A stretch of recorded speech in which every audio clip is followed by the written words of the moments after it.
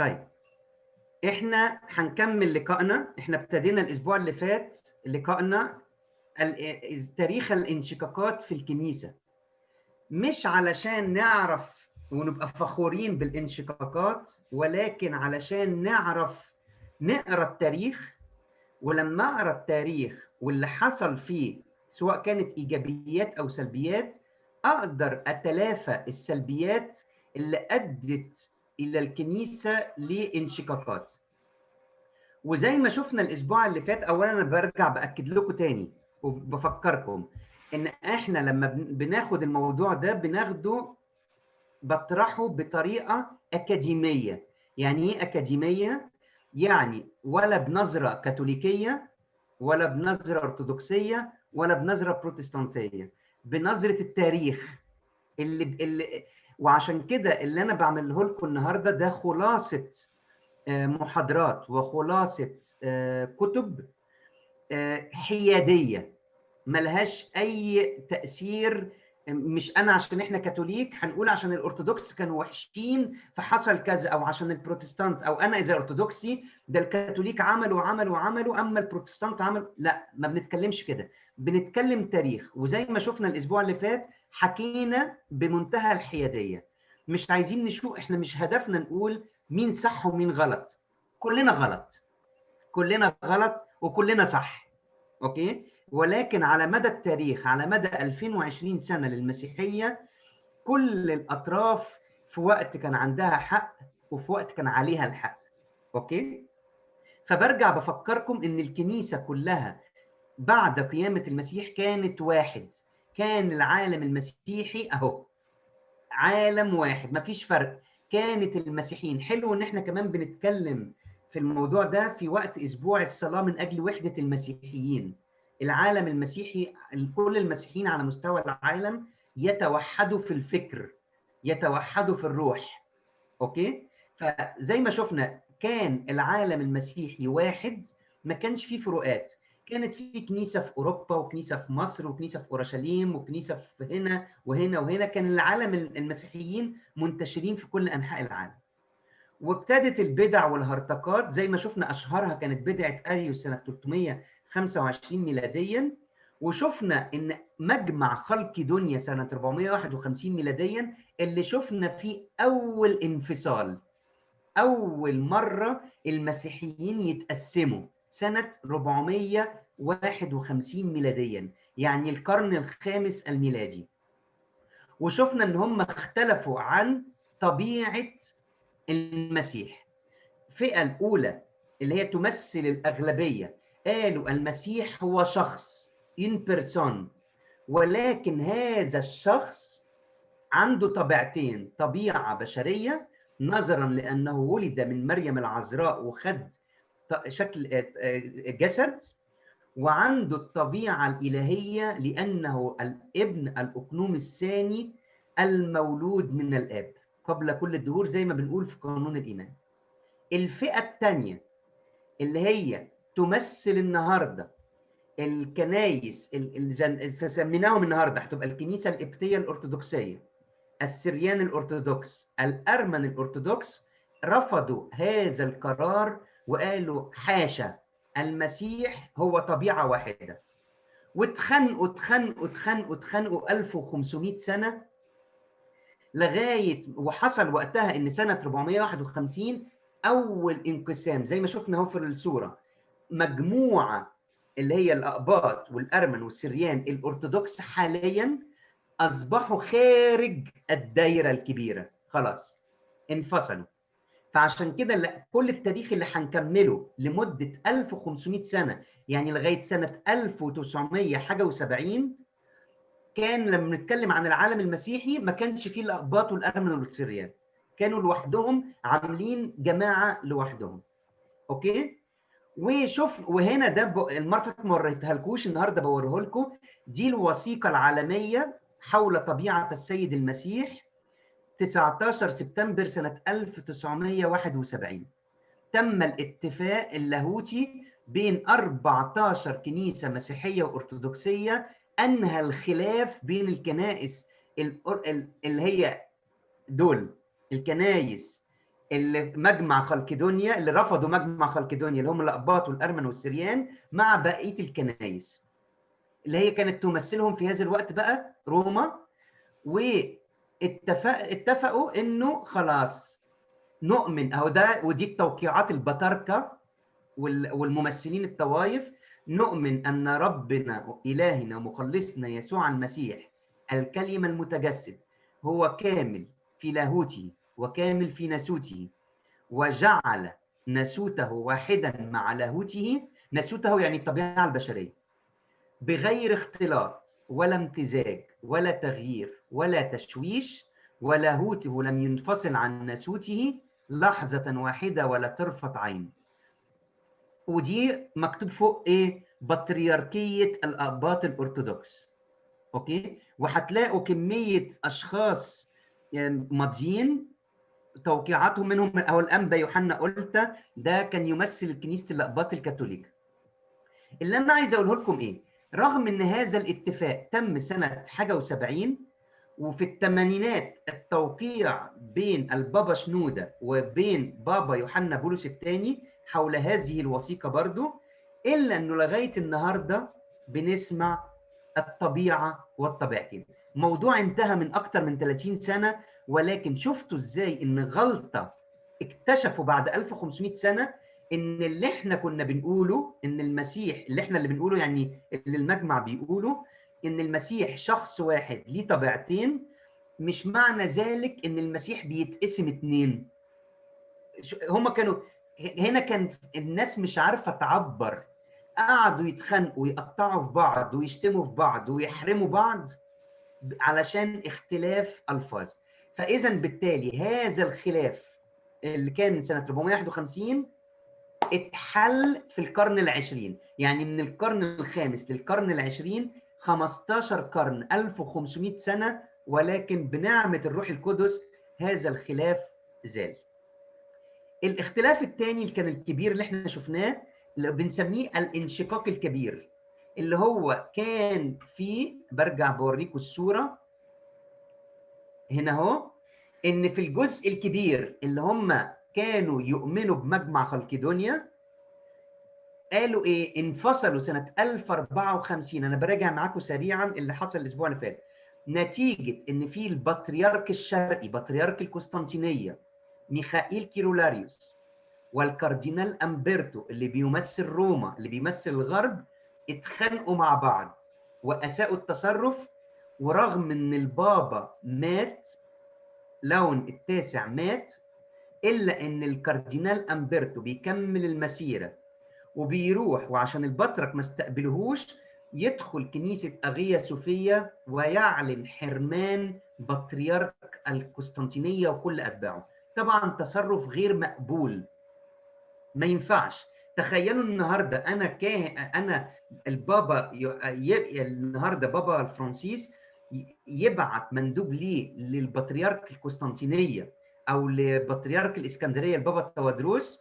البابا تودروس اذا ما قابلوش لاي سبب، جاله اسهال، جاله اجتماع او كان متضايق شويتين، يطلع الكاردينال ويقول انا بحرم كنيسه القسطنطينيه او بحرم كنيسه الاسكندريه. طبعا غير مقبول. وفي نفس الوقت البطريرك ميخائيل كيرولاريوس بدل ما يقول له يا حبيبي انت كاردينال انت والبابا ميت انت لا تمثل الا نفسك، وكان يحتوي الموضوع. للاسف الكنيسه زي ما شفنا الاسبوع اللي فات انقسمت بسبب تعنت شخصين، شخص شرقي ميخائيل كيرولاريوس وشخص غربي الكاردينال امبرتو. وهنا اتقسمت الكنيسه الى ارثوذكسيه شرقيه سموها ارثوذكسيه، وكنيسه غربيه سموها كاثوليكيه. ولكن الكنيسه الارثوذكسيه هي كاثوليكيه. ليه؟ لان كلمه كاثوليك يعني كنيسه جامعه، وكل كنيسه هي جامعه. والكنيسه الكاثوليكيه هي ارثوذكسيه لانه الارثوذكس يعني ذوي الايمان القويم، دي بتعيش على الايمان القويم ودي بتعيش على الايمان القويم.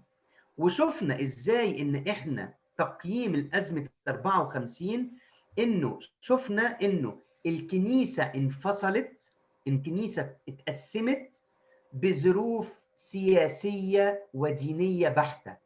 واللي غذى هذا الانقسام على مر العصور انه حصل بعد كده ان في اتقسم العالم الى شرقي واتقسم العالم الى غربي، مش دينيا بس، لكن السياسه اثرت في الدين، وابتدى الخوف ان الشرقيين يتقال عليهم، اذا عليهم ليهم علاقه بالغرب يتقال عليهم خونه، والغرب اذا ليه علاقه بالشرق يتقال عليه خونه. ولكن الخلاصه اللي احنا وصلنا لها الاسبوع اللي فات ان هذا الانقسام كان مظاهر انسانيه، مصالح بشريه لاشخاص يتمثلوا في الكاردينال امبرتو كاردينال الكنيسه الغربيه اللاتينيه، والبطريرك ميخائيل كيرولاريوس البطريرك البيزنطي القسطنطينيه الذي يمثل الكنيسه الشرقيه. والكنيسه لغايه النهارده الشرق والغرب ما عندهمش الوحده بسبب التعنت بتاع الاثنين دول اللي احنا شفنا، ولا ليه سبب عقائدي ولا ليه سبب ليتورجي ولا اي حاجه، للاسف مصالح بشريه. هتقولوا لي طب ازاي يا ابونا احنا لغايه دلوقتي بقى في اختلافات؟ ليه؟ لان زي ما قلت لكم الاسبوع اللي فات، لو الجزء الشرقي بقى ما بيكلمش الغرب والغرب ما بيكلمش الشرق، زي ما شبهتها لكم، لو اتنين اخوات سابوا بيتهم، سابوا بيت الاب، الابن الكبير راح في ناحيه والابن الصغير راح في ناحيه، بطلوا يتكلموا، ولادهم هيطلعوا ما بيكلموش بعض، احفادهم ما بيكلموش بعض. بالتالي الابن الاكبر لما بيتفق مع اسرته وعيلته واحفاده على قرارات مش ملتزم بها اخوه الاصغر، واخوه الاصغر هو واسرته واولاده واحفاده واحفاد احفاده لما بياخدوا قرارات الابن الاكبر مش ملتزم بيها. فعلى مدى التاريخ ابتدى كل طرف يفكر في قرارات وياخد قرارات مش التاني ما بيقبلهاش.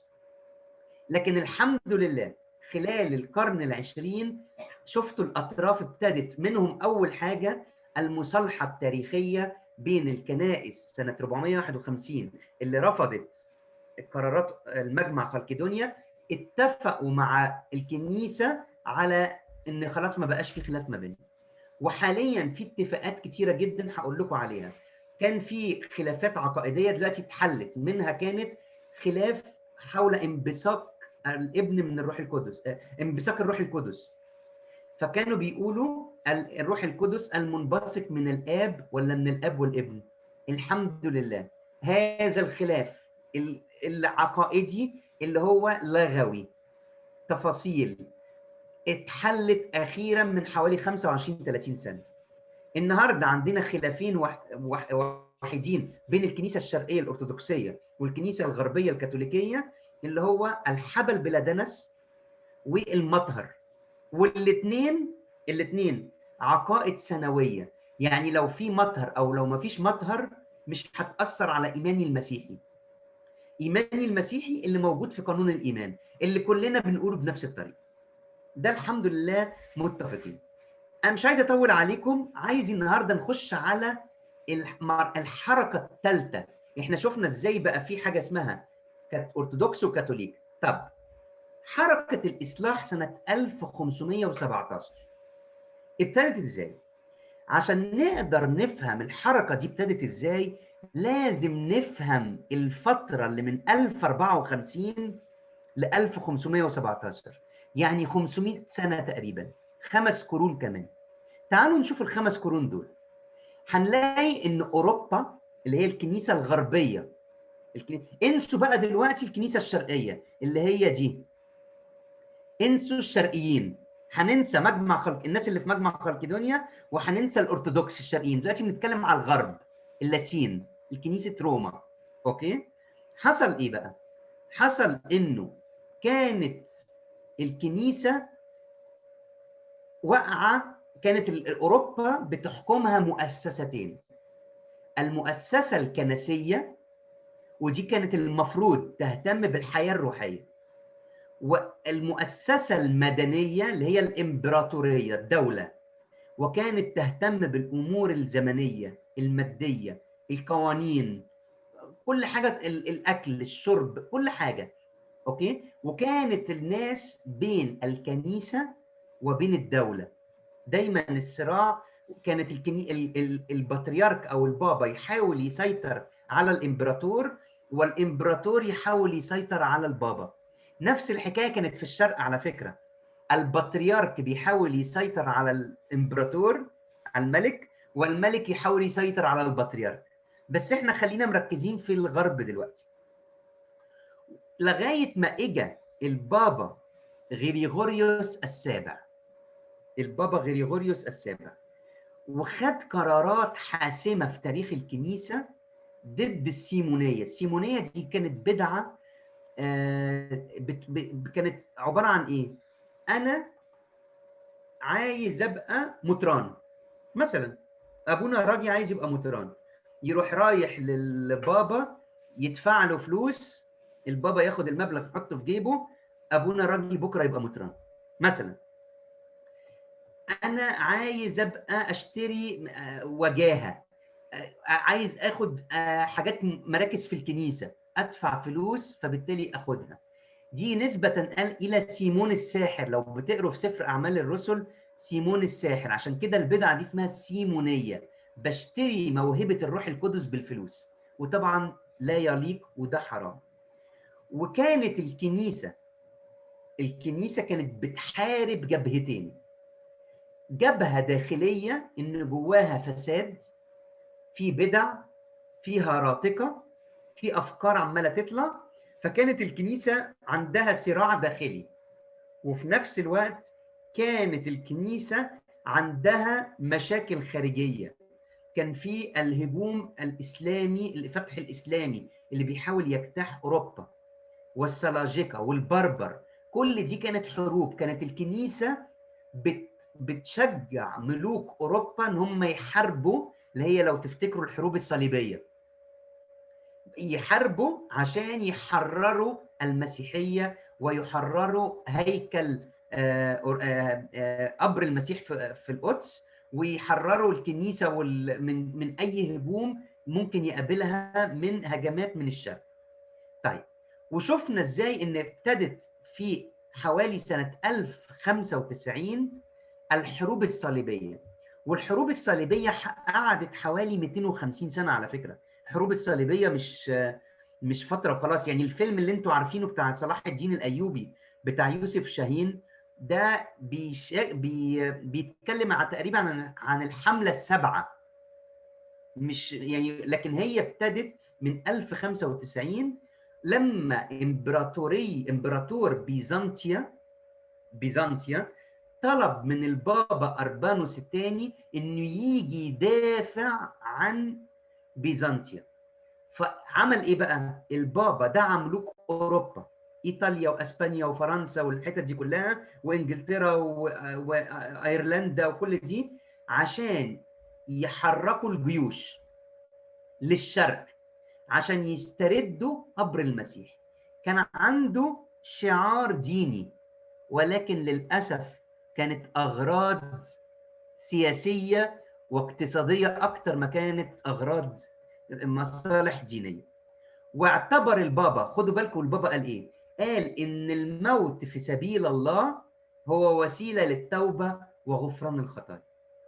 يعني بيقول للشباب روحوا الجيش وهتحاربوا، هتروحوا تحرروا قبر المسيح ومش عارف ايه، قال الى الجهاد ويلا بينا، ولما تموت انت رايح الجنه. احنا النهارده بنعيب على داعش، بس للاسف الشديد حتى الكنيسه في يوم من الايام كان عندها تفكير نقدر نقول داعشي. اوكي.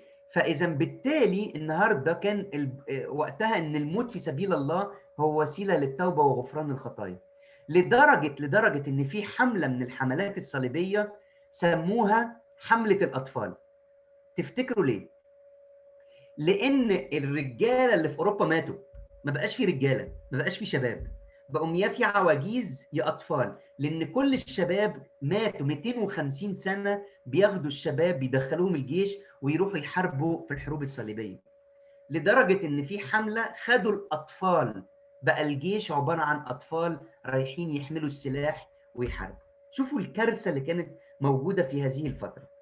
وللاسف أول لقاء بعد 500 سنة بعد الانشقاق الكبير 1054، أول لقاء بين الشرق والغرب بدل ما يبقى لقاء تسامح وحوار ومحبة، كان لقاء دموي، حرب. فعشان كده هنقول إن الشرق مش بيحب الغرب والغرب مش بيحب الشرق، وبالتالي الكنيسة اللي في الشرق اللي بنسميها أرثوذكسية تأثرت بهذه العوامل وتقوقعت وبقت تخاف على نفسها من الكنيسة اللي في الغرب. ونفس الحكاية الكنيسة اللي في الغرب بقت تشوف الكنيسة اللي في الشرق مصدر عداء.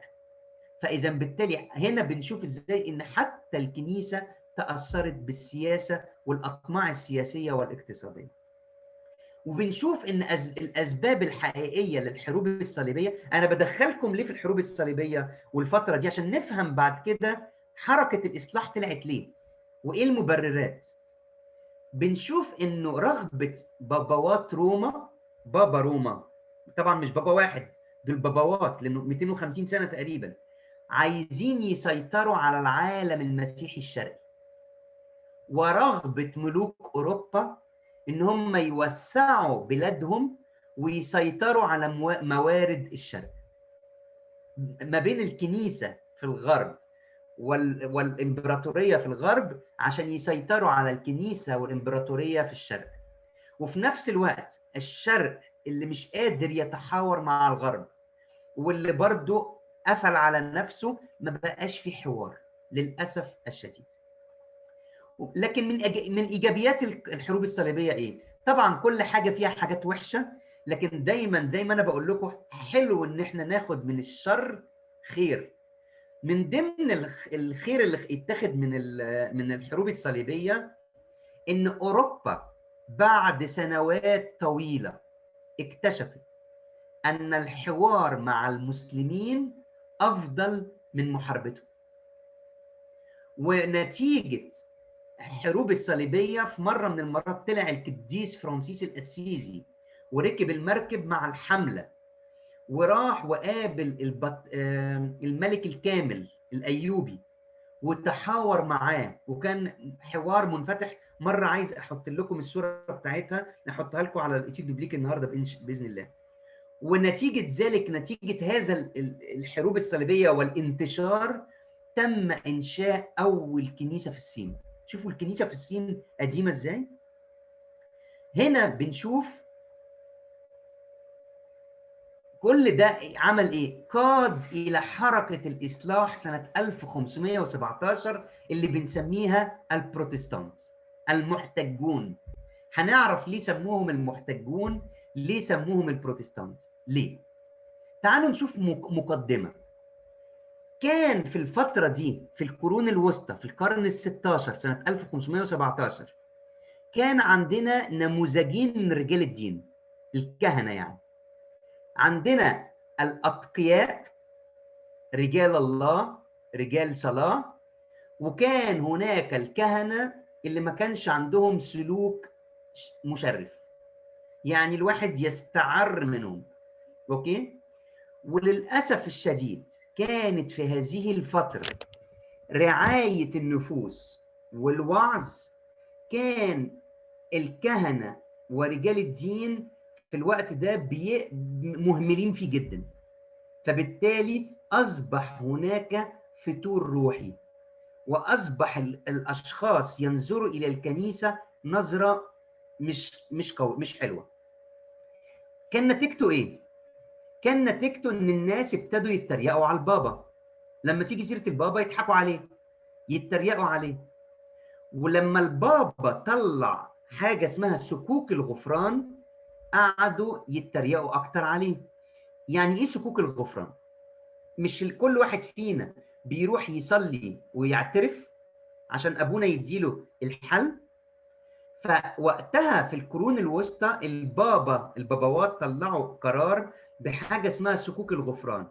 يجي جو مثلا يعترف، فلما يجي يعترف اقول له برافو يا جو، يلا ادي ورقه اهي وامديله ابونا راجي او القطران فلان او البابا مش عارف ايه ادالك صك الغفران، يلا ادفع $100.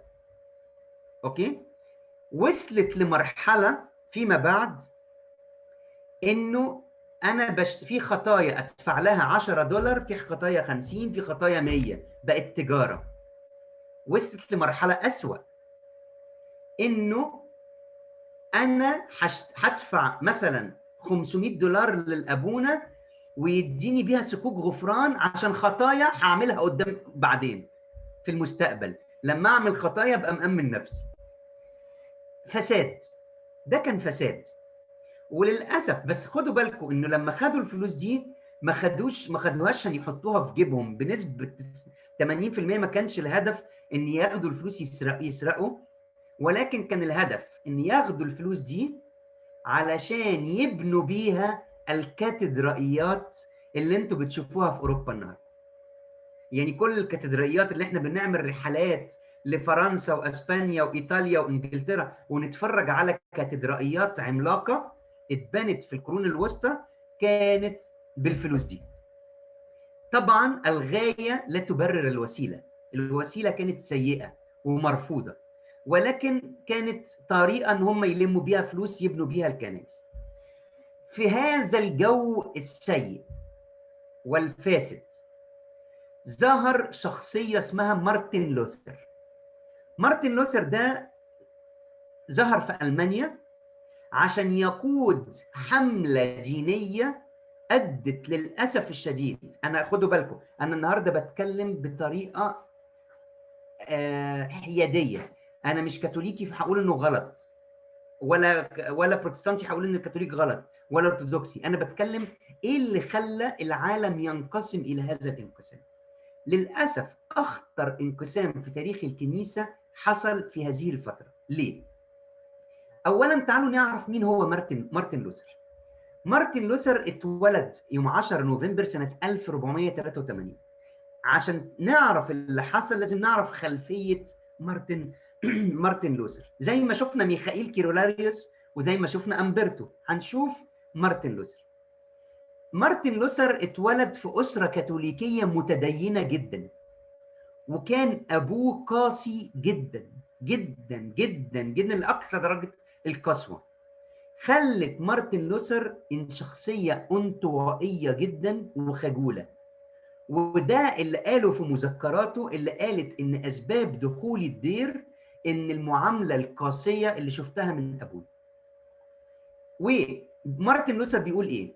تعلمت أن أنظر، خدوا بالكم، أن أنظر إلى المسيح قاضيا مخيفا مرعبا قاسي الحكم شديد التعذيب والانتقام، وتعلمت أنه يجب أن نسعى بكل ما أؤتينا من جهد لكي نكفر عن خطايانا.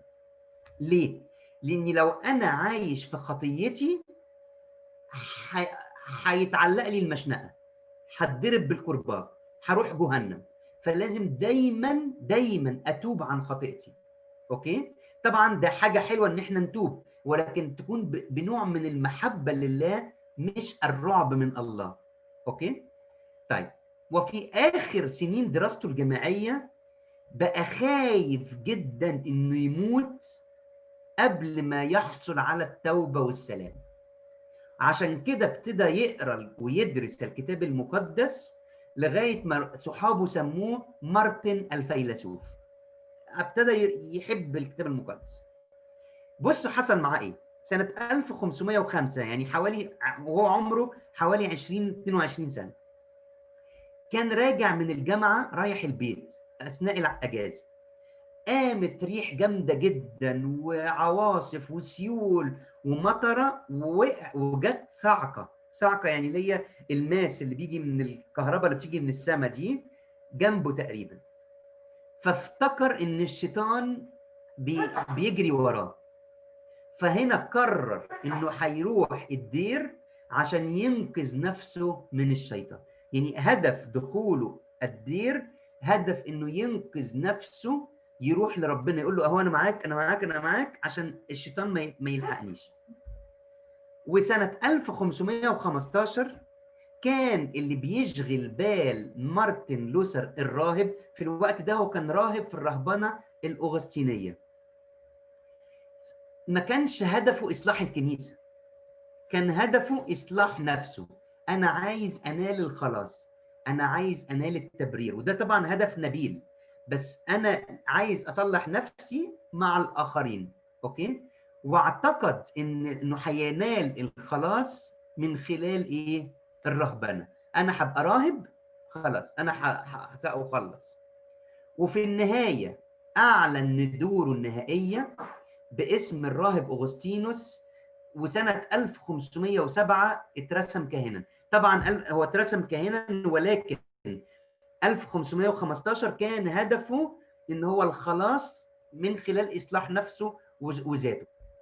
طيب، لوثر وسكوك الغفران. نتيجة سكوك الغفران اللي احنا اتكلمنا عنها، وان هي الكنيسة بترفض حاليا النهارده، الكنيسة بترفض هذا الفكر. اوكي؟ حصل ايه؟ مارتن لوثر عمل ايه؟ مارتن لوثر قال أنا برفض هذه السكوك الغفران. ومش مارتن لوثر بس على فكرة، في تاريخ الكنيسة هناك أشخاص كتير جدا رفضوا سكوك الغفران، ورفضوا فساد الكهنة والبابوات في هذه الفترة. فعشان كده أنا ممكن أرفض ويبقى عندي اتجاهين، هنشوف في الآخر خالص إيه الاتجاهين. ولكن كانت سكوك الغفران اللي كانت بتمنح الخلاص، والخلاص من الخطايا اللي هتتعمل مستقبليا، كان هدفها زي ما قلنا جمع المال. وكان مارتن لوثر من أشد الناس اللي بيقاوموا هذه سكوك الغفران. عشان كده مارتن لوثر الكاهن الراهب الكاثوليكي واستاذ اللاهوت في الكنيسه الكاثوليكيه في جامعات اللاهوت في المانيا، عمل ايه؟ راح على باب كاتدرائيه ويتنبرج في المانيا، علق 95 احتجاج على سكوك الغفران. الاحتجاجات دي ايه بقى؟ الاحتجاجات من 1 الى 29، احنا قلنا هم 95 احتجاج. من 1 الى 29 احتجاجات بيبين فيها ان سلطة البابا لا تطال الارواح في المطهر. يعني النهارده انا فلان مثلا جدي، عمي، اي حد من عيلتي او من صحابي مات، ما ينفعش اروح للابونا او للبابا اقول له اديني سك غفران علشان جدي اللي مات يطلع من المطهر. البابا ما عندوش السلطة. فمارتن لوثر عمل هذه الاحتجاجات عشان يوضح ويدي تفنيدات ان البابا بسلطته الروحية ملوش سلطة على الارواح اللي موجودين في المطر. طيب، الاحتجاجات من 30 الى 68 قال هذه السكوك ما ينفعش النهارده ان انا عملت خطيه اروح علشان اقول ان انا بقيت كويس اطلب من ابونا او من البابا اديني شهاده. مش فارقه الشهاده، اذا ما كانش التوبه حقيقيه اذا الغفران لن يتم. فهنا مارتن لوثر قال الشرط انك انت للغفران انك انت تتوب، مش محتاج ورقه، مش محتاج سكوك الغفران. مارتن لوثر عنده حق تماما. من 69 الى 90 بيحذر فيها الاشخاص ان هم يطلبوا سكوك الغفران. يعني ما نرميش بالخطأ وبالخطيئة على البابا او الكاهن او المطران. انت كشخص هتروح تطلب سكوك غفران اذا انت تقع تحت المساءلة الروحية. فطبعا ده كان بيحذر الناس ما تعملوش كده. الخمسة الأخرانيين من 91 إلى 95 بيحذر فيها الشعب من الأنبياء الكذبة، اللي هم مين؟ الكهنة الفاسدين، اللي ما لهم. خدوا بالكم هو كاهن، بس احنا زي ما قلنا في هذه المرحلة كان في كهنة أتقياء وكان في كهنة فاسدين. وكان بيعلم الناس وبيعلن لهم إن دخول السماء والخلاص والغفران يتم بالتوبة الحقيقية. طبعا كل اللي بيقوله مارتن لوثر ده رائع، ومحدش يقدر يختلف عليه. وكان في كهنة وأساقفة كتير بيقولوا بينادوا باللي بيقولوا مارتن لوثر في هذه الفترة كمان. خدوا بالكم، والدليل على كده ان الكنيسة الكاثوليكية تخطت هذه الأزمة وحاليا بتدين هذه الأزمة وكل اللي حصل في أوقاتها. طيب، ايه حركة الإصلاح ابتدت ازاي؟ جينا في سنة 1517 في 15 أكتوبر، حصل انه نتيجة ان مارتن لوثر حط هذه الاحتجاجات، عشان كده سموهم البروتستانت المحتجون على قرارات البابا. علق هذه الاحتجاجات على باب الكاتدرائية، وانتشرت الاحتجاجات دي في ألمانيا وكسرت الدنيا طبعا، لأن ناس كتيرة جدا كانت بترفضها. ولكن اترفعت قضية في روما، طبعا روما هي المركز الكاثوليكية في هذا الوقت، وشكلت محكمة أقرت إن في هناك 116 خطأ عقائدي في هذه الاحتجاجات، فاتهموا مارتن لوثر بالهرطقة. كلمة إن واحد في القرون الوسطى يتهم بالهرطقة دي كارثة، لأن كان علاجه إيه؟ يتحرق، هيموت، ملهاش حل. يعني نحرق بالنسبة لوقتها محاكم التفتيش اللي كانت موجودة في أوروبا، إحنا نحرق الشيطان، لازم نحرقه هو وأفكاره وأباطيله وعباداته. فبالنسبة لهم كان مارتن لوثر هرطوكي خاطي. ولكن إلى حد كبير يمكن مارتن لوثر أخطأ في التعبير. زي ما أنا قلت لكم، زي ما كان في مارتن لوثر، كان في ناس كتيرة جدا في الكنيسة في الوقت ده بيصلحوا الكنيسة، ولكن بالسهولة، بالوعظ، بيغيروا في الناس. ولكن مارتن لوثر اتخذ قرار تاني، لأن يمكن عشان هو أستاذ جامعة وليه سلطة، ما نعرفش، مش عايزين نحكم على الناس. ولكن مارتن لوثر عنده حق، وهنشوف ان الكنيسة عندها حق، بس الكنيسة أخطأت في التصرف. ليه؟ هقول لكم ليه. لأن روما توصلت ان لوثر يهاجم الكنيسة في قضيتين: ان لا خلاص بالأعمال الحسنة، بالإيمان فقط، وسلطة الكنيسة غير معصومة. يعني ايه سلطة الكنيسة غير معصومة؟ هو اختصر الكنيسة في البابا، فقال البابا ده شخص، فبالتالي اذا سلطة الكنيسة غير معصومة من الخطأ. وعلشان عايزين نميز بين حاجتين، لما النهارده بنقول ان الكنيسة معصومة، ما بنقولش ان البابا معصوم، لان البابا بشر، المطران بشر، الكاهن بشر، اي انسان هو بشر ومعرض للخطأ. ولكن نؤمن ان النهارده اذا في اجتماع الكنيسة إلى حد كبير يقودها الروح القدس، عشان كده بنصلي دايما للروح القدس يقود الكنيسة، يرشد الكنيسة. أوكي؟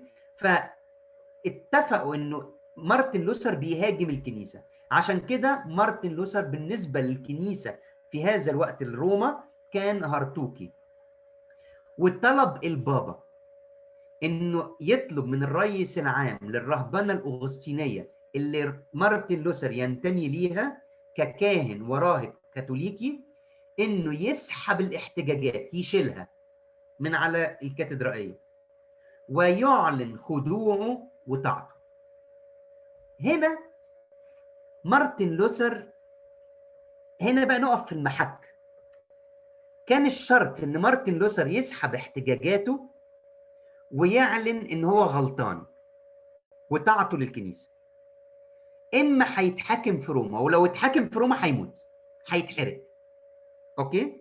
طب ايه الحل؟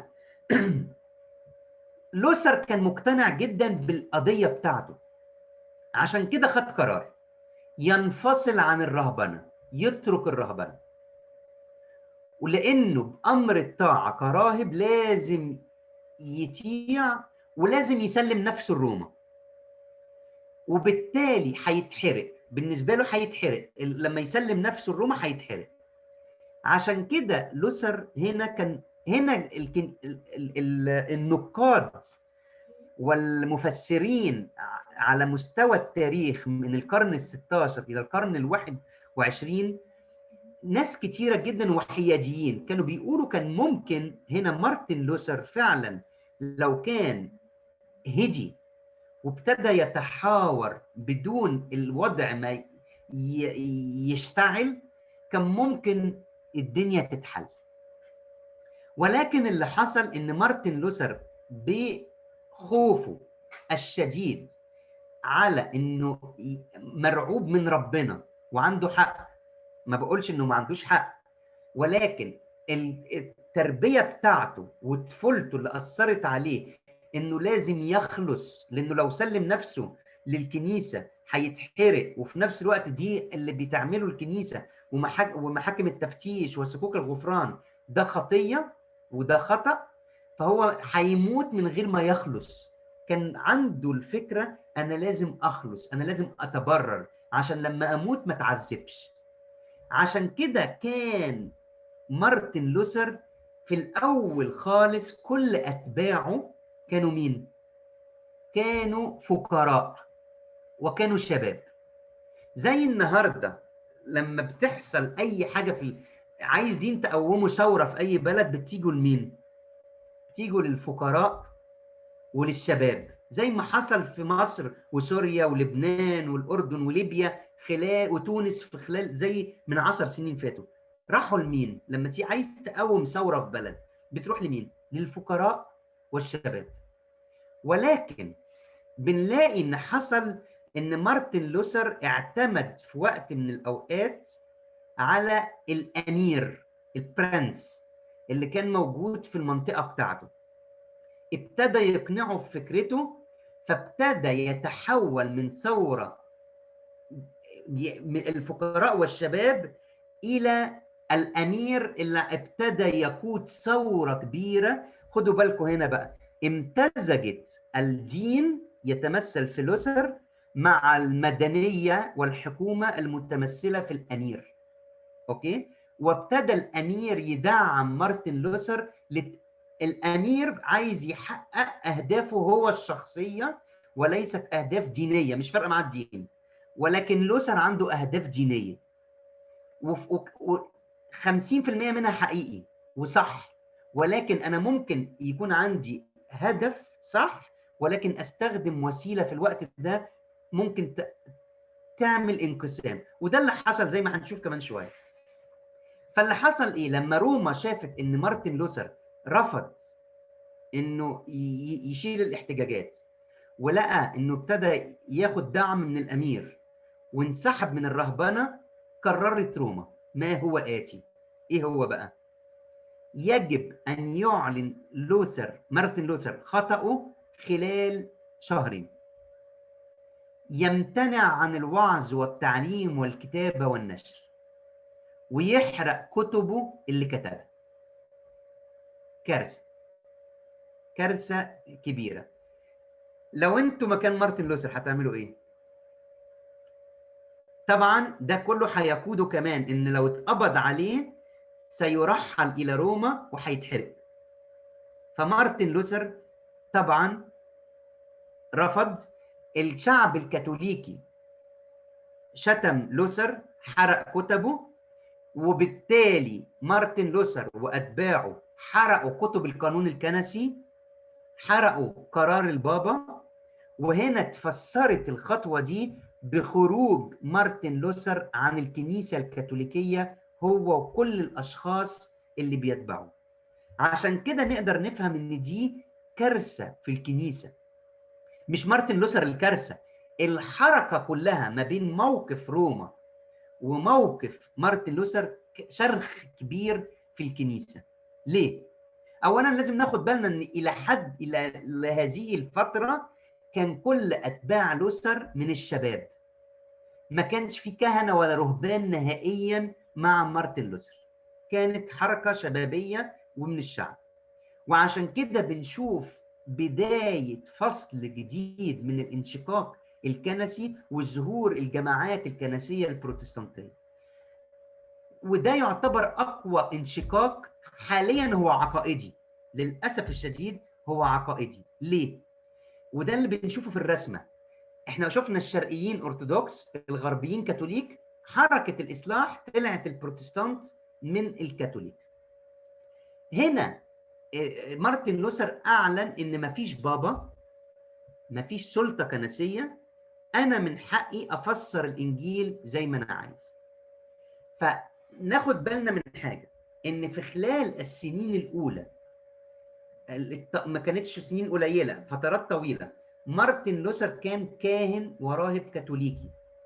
كاثوليكي يعني مش معنى ذلك ان بقول ان هو كاثوليكي ارثوذكس. كاثوليكي يعني بيؤمن بالكتاب المقدس، بالاسرار، بالسر الزواج، بسر المعموديه، سر الافخارستيه، حلول الروح وحلول الله، القربان المقدس. الله يحضر حقيقه في القربان، في الجسد، هو ده جسد ودم يسوع المسيح الحقيقي. مع الوقت خدوا بالكم زي ما قلت لكم في البدايه، لو عندنا 2 اخوات كل واحد راح في ناحيه، دلوقتي بقى عندنا 3 اخوات، اخ ارثوذكس، اخ كاثوليك، اخ بروتستانت.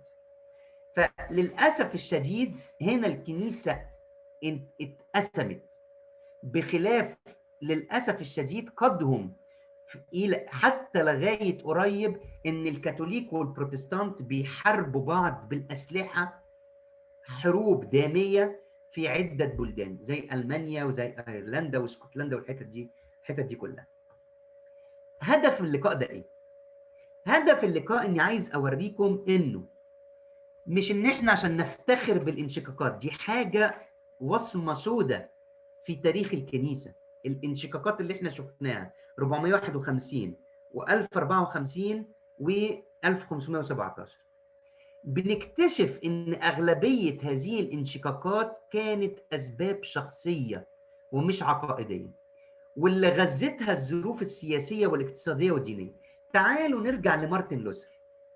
تعالوا نرجع، لو كان مارتن لوثر، طبعا ان كلمه لو تفتح باب الشيطان، مش لكن تعالوا نتخيل، احنا عشان كده نتعلم من اخطاء الماضي. لو كان مارتن لوثر خد عبر عن رأيه زي ما في قديسين كتيرة عبروا عن رأيهم بهدوء وبسلاسة وببساطة في الفترة دي، زي سان فانسون دي بول. ناس كتيرة جدا غيرت في الكنيسة وعملت إصلاح في الكنيسة بهدوء. وفي نفس الوقت لو كانت الكنيسة متمثلة في البابا، ينظروا إلى مارتن لوثر بنظرة الأبوة. تعالى يا مارتن لوثر، انت مش عشان انت بالنسبه لي انت شتمتني او قلت كلام عليا احرقك. تعالى نتكلم مع بعض، تعالى نتحاور. لو كانت هنا في هدوء من مارتن لوثر وهدوء من الكنيسه متمثله في البابا او في رئيس الرهبنه، كانت الامور هتخرج. عشان كده ده اللي بنتعلمه النهارده، ده اللي بنتعلمه لما بيكون في ازمه. مش لازم اولع، مش لازم اقول طب خلاص يا انت هتسمع كلامي وتسمعوا رايي يا باي باي، انا هقسم، انا هاخد معايا شويه كده ابقى انا لوحدي. ما ينفعش. ده بيكسر الكنيسه.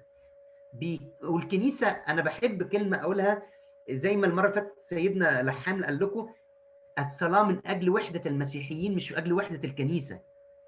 لان الكنيسه واحده وثابته ولن تقوى عليها الشيطان، ولكن المسيحيين هم اللي محتاجين احب اخويا البروتستانتي، احب اخويا الارثوذكسي، اسامحه، افهمه، اتحاور معاه. والارثوذكسي افهم اخويا الكاثوليكي والبروتستانتي، والبروتستانتي افهم اخويا الكاثوليكي والارثوذكسي. الايمان اللي احنا الثلاثه بنؤمن بيه بنعبر عنه بطرق مختلفه. تعالوا نتوحد في فكرنا، نتوحد في محبتنا، مش طريقتنا في التعبير. كل بيئة ليها ثقافتها، ليها لغتها، ليها طريقتها في التعبير. فأنا بقول لكم تخيلوا لو كان مارتن لوثر هدي والبابا أو الكنيسة فهمته، احتوته. لو كان ميخائيل كيرولاريوس احتوى أمبرتو، أمبرتو ما طلعش وقال طب طز في البطرك وأنا وبيتحرم. او الناس اللي كانوا في مجمع الخلقدونيا 451 هو المسيح طبيعه واحده، لا هو المسيح طبيعتين، يضربوا بعض، يتخانقوا مع بعض. للاسف الشديد الكنيسه هي اللي بتعاني، والدليل ان رغم ان كل الاختلافات كانت في الاساس بالاخص 451 و1054 خلافات شخصيه بحته، الا ان الكنيسه تعاني منها لغايه النهارده. والخلاف بين مارتن لوثر والكنيسه الكاثوليكيه المتمثله في البابا، رغم انه كان الاثنين متفقين، مارتن لوثر راهب كاثوليكي، ولكن آراءه وعنده حق فيها بنسبة 95% عنده حق فيها، ولكن طريقة التعبير بتاعته مع رد الفعل من الكنيسة الاثنين مع بعض أدى إلى انشقاق الكنيسة.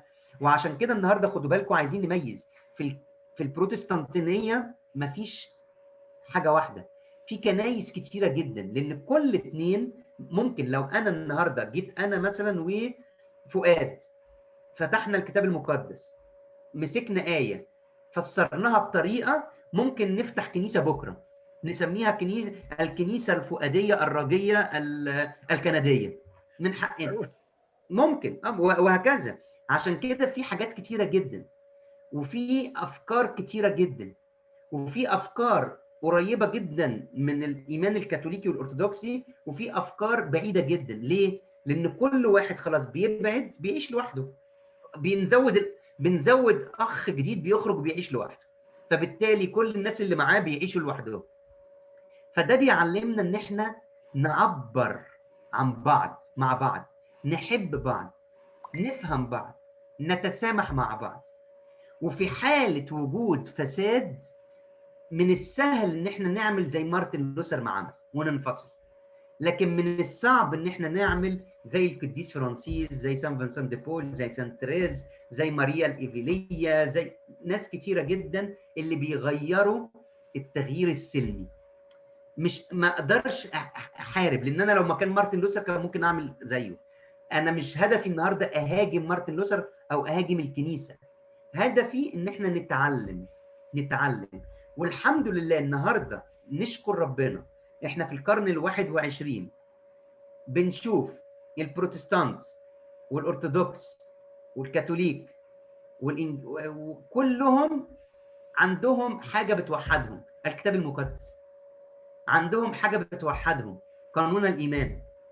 فبالتالي احنا كلنا مدعوين ان احنا نعيش المحبه، نتعلم اذا بنفهم الانشقاقات عشان نفهم ان هدفنا ايه، انه لا نكرر اخطاء الماضي، ونحاول نصلح التاريخ، نصلح المستقبل، نحسن المستقبل، نحط ايدينا في البعض، نحب بعض، يعني نحاول نتقرب ونمنع الخلافات المستقبليه. طبعا في حاجه اسمها الكنيسه الانجليكانيه. الكنيسه الانجليكانيه هي ما بين الكنيسه الكاثوليكيه والكنيسه البروتستانتيه والبروتستانتيه، لانه جه في وقت من الاوقات انه حب الملك انه يرجع، انه عايز يتجوز. فطبعا كان وقتها، طبعا دي قصه تاريخيه كبيره مش عايز اخش فيها، ولكن انه علشان ممنوع انه كان اعاده انه يتجوز، فرفض الكنيسه ونصب الملك او الملكه هو المسؤول عن الكنيسه. فبيحتفظ بحاجات من الكنيسه الكاثوليكيه ويحتفظ بحاجات من البروتستانتيه، فبقت حاجه ميكست بين الاثنين. اوكي. وانا بفتكر سنه حاجه و90 حصل انه كان في قرار تاريخي اتاخد بكهنوت المراه، خدته الكنيسه الانجليكانيه. ووقتها كان البابا يوحنا بولس الثاني بعت وقال لرئيس اساقفه كنتربري في الوقت ده: ارجوك ما تاخدش هذا القرار، الكنيسه مش محتاجه انقسامات اكتر. ولكن اخذوا القرار، وانا في وقتها كنت في لبنان، وفاكر كويس قوي كان في مرات جت واحده شماسه انجيليه، دياكرا مش دياكرا، اوكي، وكانت لابسه قميص كليرجمان وحتى كده اهو، وكانت شماسه انجيليه قابلتها. وبفتكر ان وقتها في 400 كاهن، تخيلوا 400 كاهن نتيجه هذا القرار تركوا الكهنوت في الكنيسه الانجليكانيه. في منهم تركوا الكهنوت نهائيا، وفي منهم راحوا الى طوائف اخرى. وقتها انا قابلت واحد كان اسمه فازر جورج وايت. اوكي، وقتها قال لي انا افضل كاهن ملكي في انجلترا. انا وقتها كنت شماس رسايلي. اوكي، فقلت له ليه يعني انت افضل كاهن؟ يعني انت مغرور ليه يعني؟ كان راجل كبير ما كانش صغير على فكره. قال لي لاني انا ببساطه شديده انا الوحيد الملكي بيزنطي.